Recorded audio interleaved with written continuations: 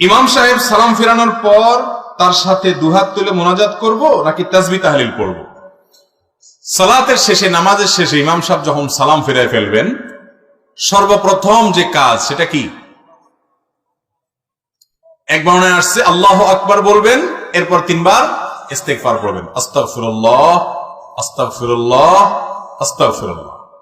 অন্য বর্ণনায় আসছে শুধু ইস্তিগফার বলবেন। সালাম শেষ ইমাম সাহেবের প্রথম কাজ আস্তাগফিরুল্লাহ আস্তাগফিরুল্লাহ আস্তাগফিরুল্লাহ। এরপরে বলবেন আল্লাহুম্মা আনতাস সালাম ওয়া মিনকাস সালাম তাবারাকতা ইয়া যাল জালালি ওয়াল ইকরাম।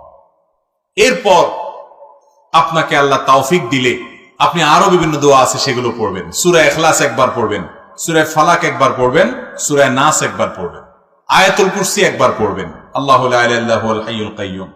এরপরে দোয়া পড়বেন লা ইলাহা ইল্লাল্লাহু ওয়াহদাহু লা শারীকা লাহু লাহুল মুলকু ওয়া লাহুল হামদ ওয়া হুয়া আলা কুল্লি শাইইন কাদির।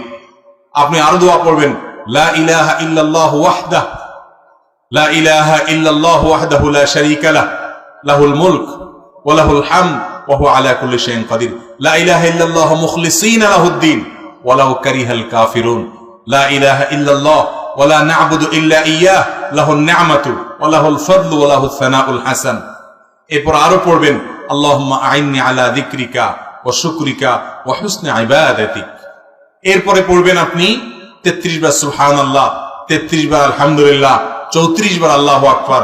আরেক বর্ণনা আছে আল্লাহু আকবার 33 বার, শেষের বার পড়বেন লা ইলাহা ইল্লাল্লাহু ওয়াহদাহু লা শারীকা লাহু লাহুল মুলকু ওয়া লাহুল হামদু ওয়া আলা কুল্লি শাইইন কাদির।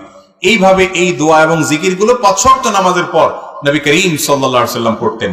এগুলো বেশি বেশি করে পড়বেন। এই যে দোয়াগুলোর কথা আমি বললাম এগুলো সবগুলো মুখস্থ যাদের আছে একটু হাত তোলেন তো।